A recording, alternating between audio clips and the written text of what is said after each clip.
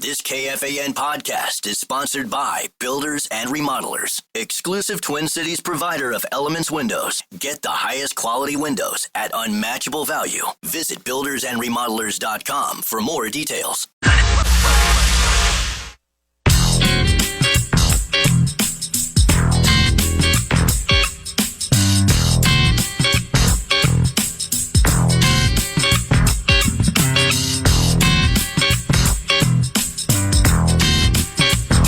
The final hour of the 9 to noon radio show from the Meadows in Prior Lake at a Minnesota Vikings Golf Tournament. And speaking of Minnesota, Minnesotan and a frequent contributor to the 9 to noon radio show, one of our favorites, joins us now.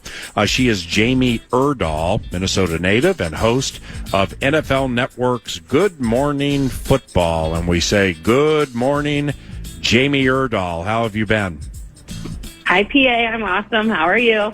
Things are great, thank you. I got producer Nordo here with me. We're at a Vikings Golf Tournament in Prior Lake, and it's cool. And we know you love the Minnesota Vikings, and we certainly know they love you. And the first question is going to be, when are you sounding the Galler horn this season at U.S. Bank Stadium? Because when you did it last year, I mean, outside of that Rams playoff game, they might not have lost a game.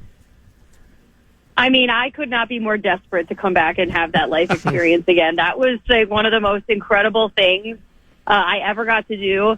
I've always been a fan. I grew up near the old ship, and I love the new building, but I just was never treated better by a professional organization than I was that day, and I just loved them for that. It was like the best day for my job and my family, and I'll do it anytime, Vikings. I'll come anywhere. I'll sound the horn in Dublin, Ireland if you need me to, or I'm sure I'll still find somebody more famous to do it. Well, it's you're a mom, so therefore, like when you give birth to a child, you're not going to jump out of the bed and immediately start fist pumping. So there are moments in your life that have been seminal moments and super exciting, but you're not able to completely display the excitement for whatever the reason. That wasn't the case on the perch at U.S. Bank Stadium, because when you were done, I mean, it was like you just won the national championship. Yeah, I mean, you know, I spent 8 years at CBS, 4 of which were on the NFL sideline, and then I jumped to the SEC. And they're in some way, shape, or form. You know, I don't even think when I was at CBS I could have gone out there and behaved that way and done that. But there's something about Good Morning Football and the way that we treat all 32 teams and our just general love for the NFL and love for the game that I felt it was acceptable to behave that way. And while I always tell my kids, you know, behave a certain way in public, I certainly didn't follow my own rule that day. Amen. So are we seeing you in Dublin or London or both? Because seemingly the Vikings go there every year, and every time we're there, I see you. I'm sure we will see each other internationally again this year, PA.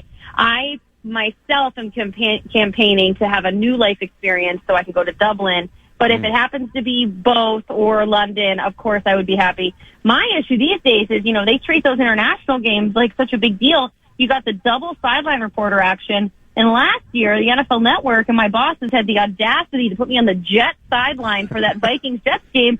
Stacey Dale's on the other side. I was going to throw down with Dale to try to get over there, but I'm hoping I'm hoping you'll see me abroad. Yeah, well, 2 things, and you know I love you. A, if you're going to mix it up with Stacey, you better pack a lunch. I remember watching her play basketball at Oklahoma, and she's a tough one. And secondly, they put you on the Jet sideline for a reason, because that's where all the drama was. And they wanted their very best on the sideline with all the dramatic stories that were taking place with the team that lost. And, you know, it's like Aaron Rodgers was the quarterback for the Jets then, and, you know, we're going to get into tomorrow and Friday here momentarily. But, in fact, we'll do that now, because, you know, when you guys get together for the all-women cast for Good Morning Football tomorrow and Friday, and you start going over stories around the NFL and stuff, Aaron Rodgers and, like, Pittsburgh, that's probably going to be close to the top, right? Leader of the pack, for sure. It's up there. You know, I'm workshopping a theory right now as it pertains to Rodgers, which is we have said Rodgers and Steelers and those 2 words together in the same sentence so many times this offseason. Doesn't it feel very Aaron Rodgers-like for him to just go out and do something else besides what the obvious option is, which is to sign with the Steelers? I know he was on a stage recently. I think Tom Pelissero had this, and he said, I'm not going to New Orleans. I wouldn't put it past the guy to just randomly have an about face and go sign with the Saints. They need a quarterback. I have this odd tingly feeling, like, why hasn't he signed? Is he staying in Kevin O'Connell's pocket for some reason? It just feels too obvious, the Steelers' option for Rodgers, for him just to go there and do what everybody else is suggesting and go to Pittsburgh. He's just kind of a contrarian like that. You know what I mean? Very fair. Now, tomorrow and Friday, the all-women cast for Good Morning Football, really cool concept. 7 a.m. Central is when you guys begin, right? 7 a.m. Central? You got it. Yep, on NFL Network. Okay, so what was the Dawn Mitchell from Fox 9? I know she's going to be on one of the days. What led to the genesis of the idea, and, like, who's going to be joining?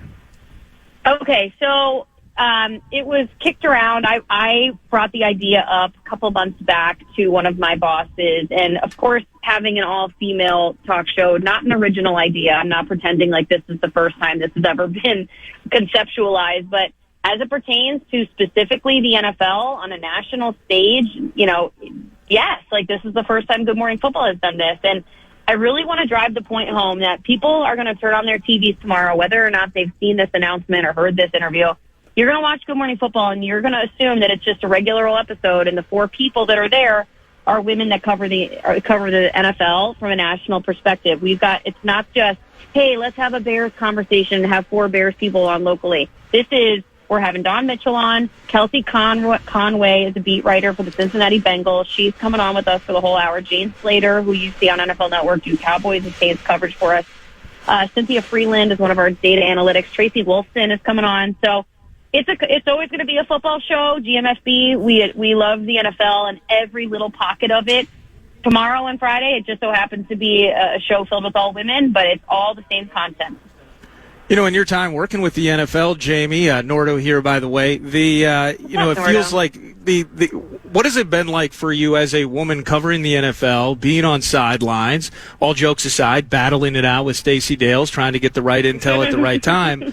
But how supportive has the league been in terms of your ascension in your career, creating a platform that is as welcoming as it appears to be to guys like me on the outside, to have women in your spots, promoting the league, covering the league, analyzing it, and all of that? I think we all feel that our time in sports TV, whenever you started in it, was the right time for you to be there. So my first year on an NFL sideline full season was the 2015 season. I never felt like I wasn't supposed to be there. I never felt like I didn't belong. I worked at CBS, and I was with a director, Suzanne Smith, who I believe to be is still the only female director directing NFL games across any network. But that just means that when I was in a production meeting doing Chiefs games, Browns games, Jets games, I was never just the only woman in those production meetings. I was always alongside another female. There's a lot of women in football. And so I was not a part, and I feel lucky about this, I was not in an era, that I think the Pam Olivers were, the Leslie Visters were. They were truly the only woman, in a locker room or at a press conference. So I felt at my time since the start of this all, whether it be in college football or the NFL, I always felt like I belonged. I love the game just as much as the next guy. And I think that should be the baseline qualifier for what gets you in the building. And then just be a hard worker, be a likable person, and that will come across on TV.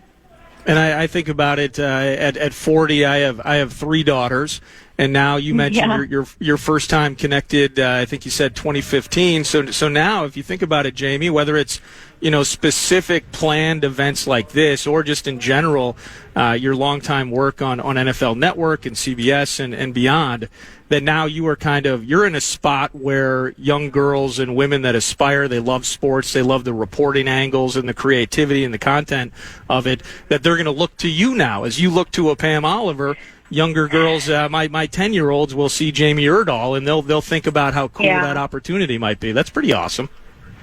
I feel great about that. Thank you for making such a cool parallel. But I really want, your daughters, my daughters. I have 3 daughters as well. I just want them to see somebody who loves being at the job. This is not a task for me. This is something that I get paid to do that I love. We should all be so lucky to see parents go to work and go to their jobs, and they love doing it every day.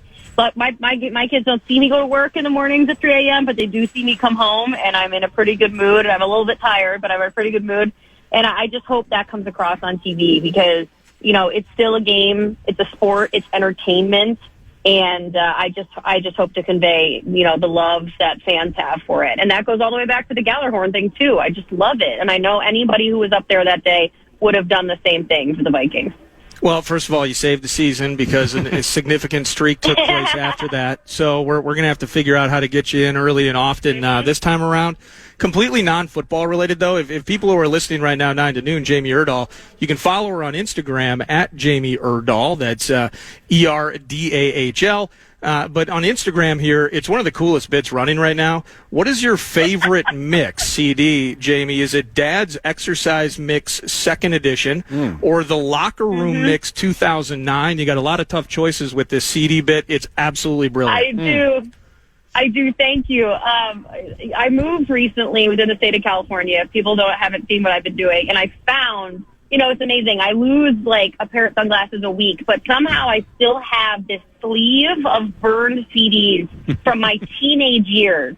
Wow. And to Nordo's point, I'm finding things like the first one I did, the one that went quote unquote viral, if you will, was Hot Tub Mix 2004. And when I'm crunching the numbers, admittedly, I'm a freshman at Breck.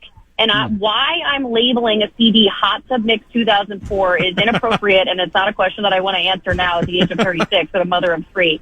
But I think the first one, the Hot Tub Mix 2004, Petey Pablo was on there, Sierra, just to start the thing off with my goodies.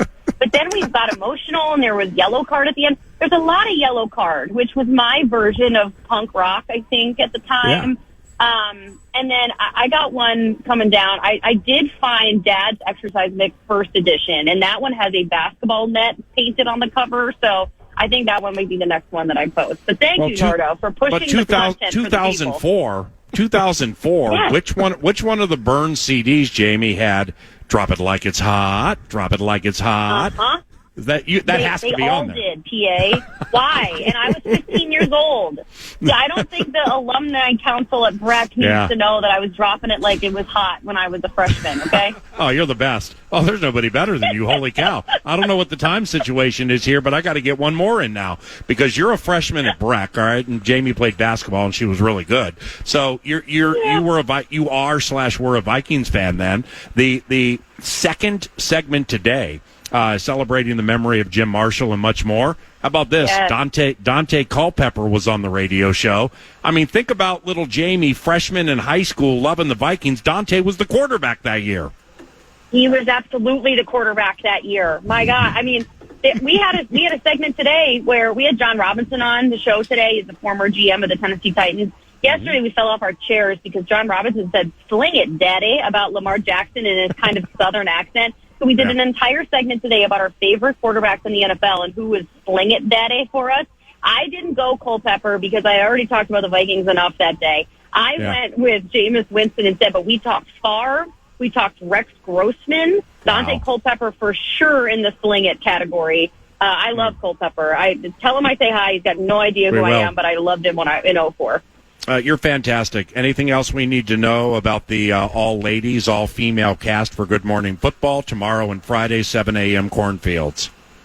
Just the same thing I say about GMFB every day. Just come hang out, listen to us talk about football, and we'll hope to entertain you. You guys are awesome, man. Appreciate you greatly. God bless you and your family, and we'll talk soon, all right? Thanks, PA. Bye, Nardo. See you guys. Yep, see you. Jamie Erdahl, what a wonderful career she's had. It starts in Minnesota, and then she's on the, it's like every big college football and basketball game, Final Four, the championships for conferences or the FBS championships. There's Jamie with Nick Saban. There's Jamie with Mike Krzyzewski. Yeah. She's been in some really, really big spot situations and has come through each and every time. And she has been the host of Good Morning Football, the most popular football television show, at least in my estimation there is. Or maybe most popular, I'm not going to say that because it's on early in the morning, and that would eliminate all of the pregame shows up to the noon games and stuff like that. And those shows are standalone, super popular shows. But they battle and win First Take. They battle and win, right. What was it, Get Up on ESPN, But they're just good. I mean, the knowledge is deep. The guests are phenomenal. Yeah. The humor is high-end and elite. And Jamie, I would imagine, well, I know this because I chat with Jamie sometimes off the radio. is that transition. Kay Adams was an incredibly popular host of Good Morning Football, and I don't know what happened, but Kay decided to move on, and now she does stuff for like FanDuel and whatever, and Jamie slid into that role, and that was a difficult spot. And there is going to be a transition, and she's just handled it beautifully. That show is so good. Yeah, and so from the transition, but she just does phenomenal work, and that's the cool. And it's cool and it's fun that they're going to do something specific and scheduled, like the all-female broadcast the next few days. But in the end, I would say that I don't need a specific scheduled broadcast. Just appreciate how good Jamie Erdahl is and how good many women are in the broadcast profession. So I come across so many of them on the sideline of Vikings games. Laura Oakman is one of my favorites. Tracy Wolfson I've gotten to know over the years. I know Erin Andrews. I've met her several times. We've chatted several times, but I wouldn't say that I know her the way I know these other ladies. Another one would be, what's the girl's name? Not Laura Rutledge, but, Stacey Dales. Yeah, Stacey Dales for NFL Network. And when she played at Oklahoma, she was a baller. I mean, she was a wonderful basketball player, but she's super cool. And, But I think she mentioned Pam Oliver. Oh, there you go. When I was a kid watching NFL on Fox, Pam Oliver was there every single weekend. I think about Tafoya's time and what she put in at NBC. Bam. Susie Kolber for an incredibly long time before she transitioned more to kind of the studio work on ESPN. Or Joe Namath was drunk on the sideline, hugged her, and said on live TV, "I want to kiss you." Yeah, that was a tough one. And he lost his Brute Fabergé endorsement, I would imagine. But it's cool to see that line and just kind of appreciate the contribution. But in the end, ultimately, super intelligent, hardworking women, albeit traditionally in a male-dominated arena, but they just do awesome work. So it's cool to kind of pump that up, and looking forward to seeing the broadcast and getting a little local flavor, not just Jamie, of course, but how about Dawn Mitchell? Amen. Dawn Mitchell will be in the mix, too. That's cool. Yep, Dawn is Minnesota Sportscasting Immortality, and probably the same in Boston where she started.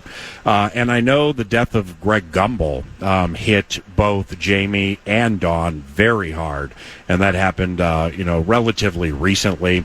So, once again, it's Good Morning Football, and it's on NFL Network, and it starts at 7 a.m. Every day, but tomorrow and Friday, you will see an all-female cast for a couple of days discussing the world of football and pulling takes from the gridiron gospel. We are into the penultimate segment, 9 to noon. We are at the Meadows Bar and Grill for a Vikings Golf Tournament here in Prior Lake. And the majority of the radio show today has been spent rhapsodizing, celebrating, and remembering the life of Minnesota Vikings immortality, Jim Marshall, who died yesterday at the age of 87. We will mix some of that and some other sports-related topics in when we continue on KFAN. Fan.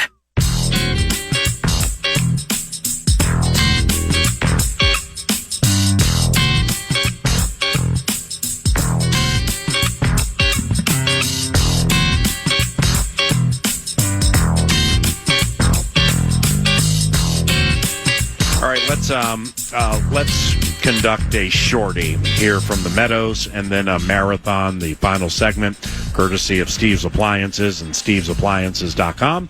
If you're just joining 9 to noon, the memory of Minnesota Vikings immortality defensive end Jim Marshall has been the A topic today, and for myriad reasons. We start the radio show with Hall of Famer and the greatest quarterback in the history of Minnesota Vikings football, Fran the Man on the Fan. Fran Tarkenton starts the show, and in patented Fran fashion, because he had a lot to say, Kara Savage says she's producing today. Okay, go. And I'm like, welcome to 9 to noon. We're at the Meadows in Prior Lake. Joining us now is Hall of Famer Fran Tarkenton. Before I can get my next word out, he talked for 5 minutes straight about Jim Marshall. Yeah. I mean, he just jumped in and said a lot. I'm glad he did, too. It was so good. Because, and podcasted if you're interested in hearing it, at Love Covenant On Demand, KFAN.com, in the business we call it 9 to noon. But I'm still really moved by one of many things Fran said about Jim. Now, just quickly, for those of you who have heard the name Jim Marshall, but you don't exactly know some of the particulars, he played for the Vikings from the first season of Minnesota Vikings football, 1961. His second year in the league. He wore number 80 for the Cleveland Browns and played with a player named Jim Brown, who's one of the greatest running backs in the history of the NFL. In fact, when Adrian Peterson, was on the beam and atop the game as a running back, and people were looking for comparisons, like, who does Adrian remind us of? All right, he jump cuts like Barry Sanders. He's fast and kind of a long strider like Eric Dickerson. But he's a violent running back. He puts the hit on you like Emmitt Smith. So Adrian was kind of all of those guys. And if you put all those guys outside of the jump cuts into one player, it would be Jim Brown.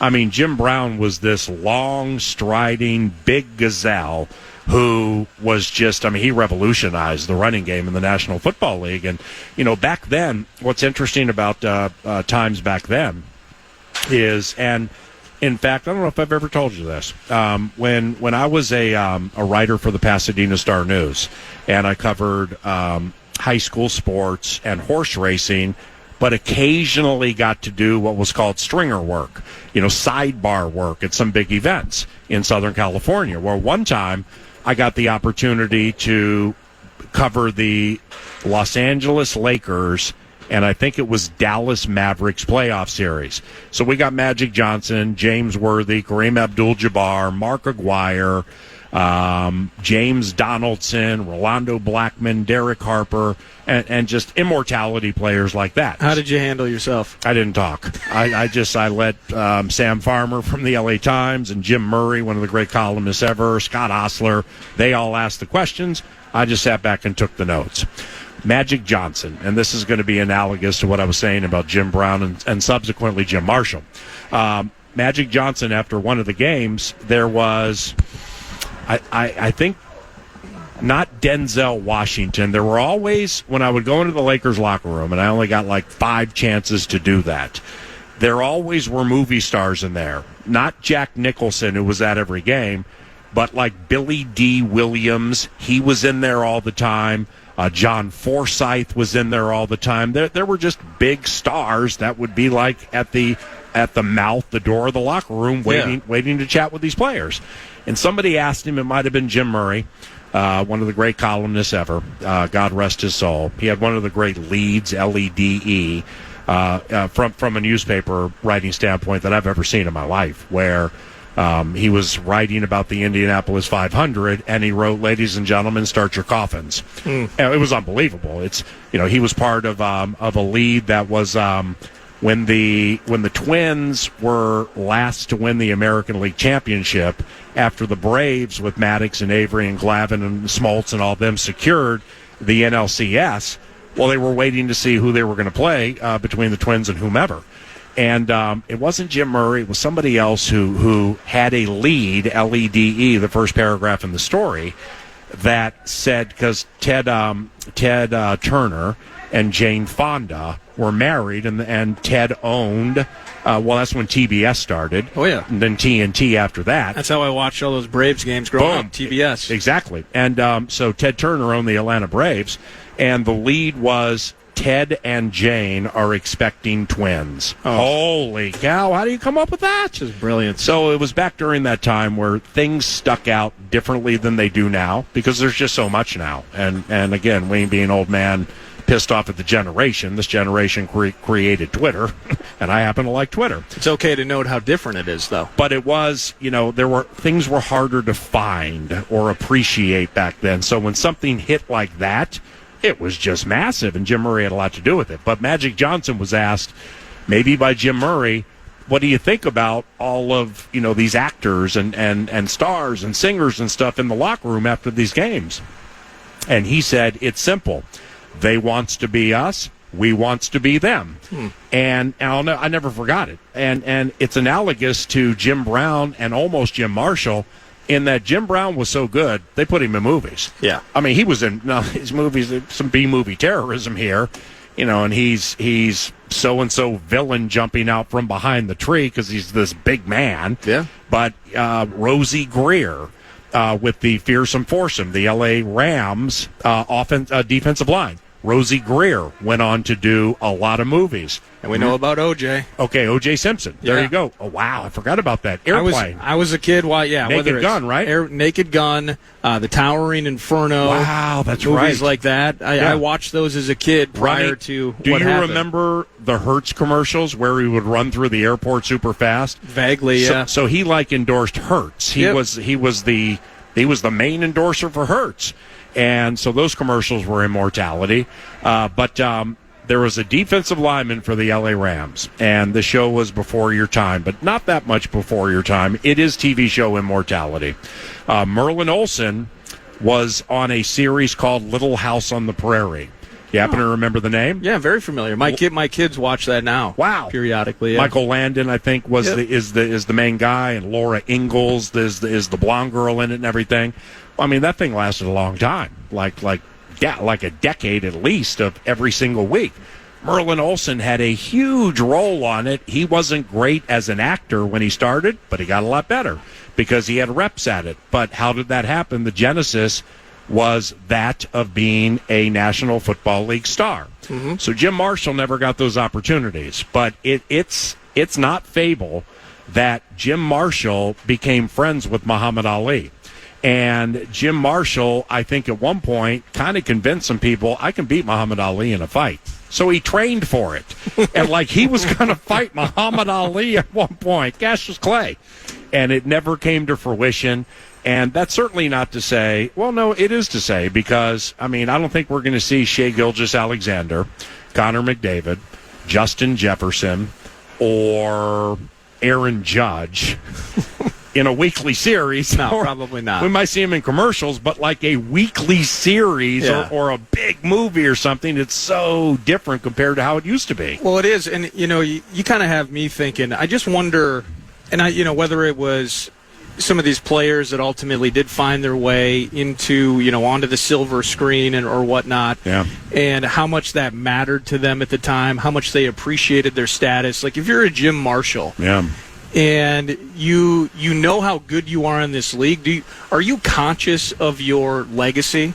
Because I'm just curious. This again, it's so far before my time, and we're so inundated with it now. Where we're following. How much is Aaron Rodgers damaging his legacy? Yeah, one more year, one more ring for Tom Brady down in Tampa.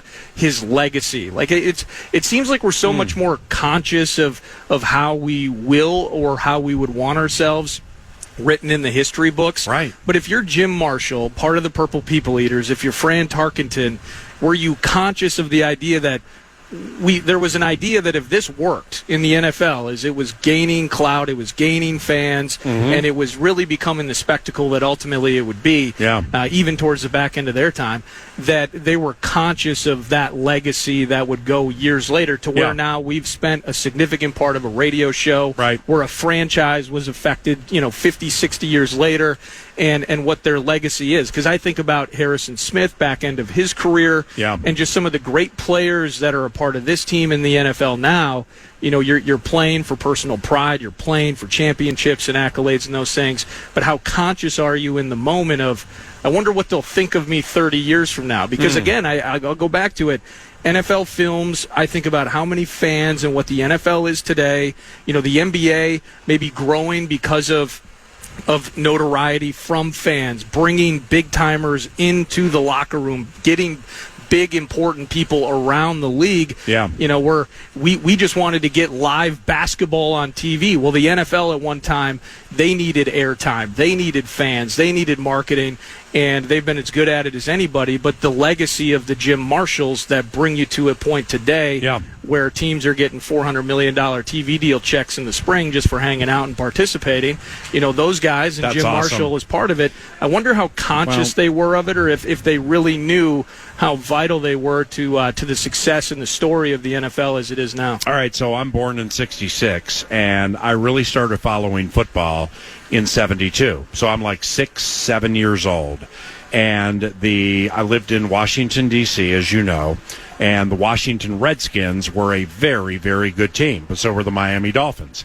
It's the only undefeated team in the history of the NFL, led by, it was Bob Greasy at quarterback, but as Fran Tarkenton shared with us, Earl Morrill ended up being the quarterback for the undefeated team. Could you feel that at 6 and 7, No. like Mercury Morris and the undefeated bit and the whole thing? I mean, I'm sure I remembered it. Getting, like, you tell the story of Little Nordo against the chain link fence at outside of Gage Hall or the practice field in Mankato or wherever. Blakesley, mid-90s. Blakesley, that's what I was thinking. And the players coming by, Randall McDaniel, John Randall, all those immortality-like players. Well, that was me in Carlisle, Pennsylvania, where my single mom would drive me and your favorite friends, Lucius Tisdale, Miles Spires, Billy Camilio. She would drive us to Carlisle, Pennsylvania, which is about 2 hours north, for Washington Redskins training camp. And getting an opportunity to meet players like that, it was massive. It's massive for kids now. It was massive for kids then. But let's put this in perspective in the early to mid-'70s. Finding a National Hockey League game on television is not happening. Right. Okay, so my beloved Washington Capitals playing at the Capitol Center. I mean, I listened to every game on the radio on WTOP with a guy named Ron Weber calling the games. The Bullets, they were the Washington Bullets then with Elvin Hayes, and they went to the championship against the Seattle Supersonics back-to-back years, 78 and 79. The Supersonics are now the Oklahoma City Thunder. But those games, the NBA Finals, would come on television at 11 or 11:30 Eastern. They weren't even live. So that shows you the lot in life of the NBA. Major League Baseball was so by and far the most popular pro sport. It wasn't even close. Every Sunday, it would be the Big Red Machine. Every Saturday, middle of the afternoon, Joe Garagiola on the play-by-play. Tony Kubek was the analyst. And it would be the baseball game of the week. And it was always the Big Red Machine, Cincinnati Reds with Johnny Bench, Pete Rose, those guys against the L.A. Dodgers. Steve Garvey, Steve Yeager, Dusty Baker, and Don Sutton and guys like that. That's sweet, though. So, and Monday Night Baseball was a big thing. Keith Jackson, God rest his soul, was the play-by-play guy. Howard Cosell was the analyst. Monday Night Baseball was massive. But then we had a change, and more channels started to become available.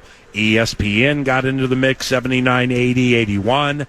And you see, the NBA had, to say a massive drug and or gambling problem or allegations, massive may be too big. But there were problems. It was a thing. It was a thing. And it's like the NBA was not super promoted. And they had good players, too, man. Kareem Abdul-Jabbar, Wilt Chamberlain, Bill Russell, players like that. Well, then Magic Johnson and Larry Bird played in the college basketball championship. Indiana State, for Bird, the hick from French Lick, against Michigan State and Magic. And they played for college basketball immortality. Magic won. They both came into the league the next year. Bird comes in with Boston. Magic comes in with the Lakers. It changed the whole thing. Everybody embraced Magic's personality. Bird was beating everybody, and he was big and paunchy, and people couldn't figure it out. Well, and you had the Boston, L.A. markets too, right? Bam. East There you Coast, go. West Coast vibe. Amen. I mean, that is such an important point here because it then went into, the big guy from Georgetown for the New York Knicks, he's pretty good, Patrick Ewing. So now you got the New York market. What about Dominique Wilkins down in Atlanta? And what about Isaiah Thomas and the Nasty Boys or whatever they were called, the Bad Boys in Detroit? And then, look at this guy they call the Glove in Seattle playing with the Rain Man, Sean Kemp. What, Utah drafted who? From Louisiana Tech? They call him the Mailman? And he's going to run around with that little white guy with the shorts all the way up, basically to his waist from Gonzaga? Oh, John Stockton? It was rich, bountiful, and tough to win. Yeah. NBA took off. I mean, it blew by Major League Baseball like it was tied to a post. But the NFL was still left behind a little bit. And then Joe Montana and Steve Young and Troy Aikman and Emmitt Smith. And before that, Walter Payton and things like that. Sports just really took off during that time. I was probably 8, 9, 10, 11, 12, 13. And those three specifically right there became super popular. Jim Marshall, was done in 79. But Jim Marshall was part of an era where the Purple People Eaters were everything. just like the Steel Curtain, Kenny the Snake Stabler. You just had so many cool things that were identifiable. And God rest the soul of Jim Marshall, football immortality. It's been a treat chatting about him today. We'll put a wrap on the show around the corner on KFAN. I can't wait until tomorrow, 'cause tomorrow might very well be too late. I can't wait. They fired Tibbs. I mean, lost in the rigmarole of the Wednesday 9 to noon. The Knicks fired Tibbs, and I was chatting with some people about that before the radio show, where I think the Jester made a really good point. Where in all sports, in all championship series, if it doesn't work out the way the GM or maybe the president of basketball ops, if Tibbs wasn't all that, Tom Thibodeau, but specifically the owner of the team.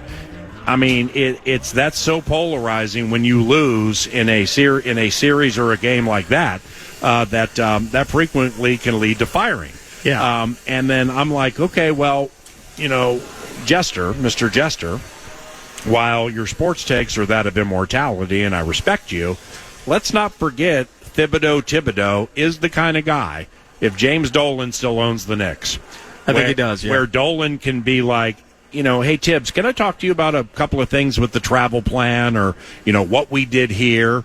Well, Tibbs is all ball. He might have heard the wrong thing and looked at the owner and said, bleep you. Right. You can fire me if you want. I don't care. We're doing it this way. But for some reason, Tibbs got fired after the best Knicks season in a quarter century. It was kind of shocking, but in the end, you're right. It's Tibbs, so it's not. Playoffs 4 of his 5 years, gets to the Eastern Conference Final. Playoffs 4 or 5 years. And it is. And by the way, James Dolan can be a bit of a polarizing character, it sounds like, in his own right. I can't remember. I think it's Leon Rose, who's kind of their Pobo. But look at the trend. I mean, I guess it's kind of a trend, you'd say. 3 guys, whether it was Taylor Jenkins in the midst of trying to get the Grizz pushing forward. They get rid of him in Memphis. Of course, Mike Malone. What they did to him, he's got ring cred in Denver. They fought for it. They get the title. A few years later, he's out. Yeah. And they're rolling with David Adelman. Yeah. In the Mile High, and then now this. So Adelman gets that job, too. That's right. Yeah, they gave him the job. And so they're... I guess this goes back to kind of the super controversial talker of coaches I mean the most, coaches I mean the least. There appears to be a trend right now with teams where there's so much money invested in these player mixes that, is good or highly touted, well-respected. Tibbs, you can have all your opinions about him, but clearly long-time overall success, well above average. But their quickness to pull the trigger, given the investment and the weird second apron and all that, I wonder if that lends to the idea of these guys are going to get much shorter leashes to do a lot with whatever the Pobo and the owner and everybody thinks is a good player plan, personnel plan for getting a title. I can't believe Mike Malone is not a hot item. I mean, he has to be the hottest item. Right. It's almost like we're letting go of him because we know he wants to come here talking about Mike Malone. But and he was on TV, his own personal little marketing plan during the playoffs. Ooh. Yeah, he'll be a coach. That'll take care of itself. Very soon. Thank you very much for listening. For Nordo and J-Dub, along with Kara Savage, I'm Paul Allen. God bless all of you, and thanks for listening to KFAN when you do, and have a wonderful day.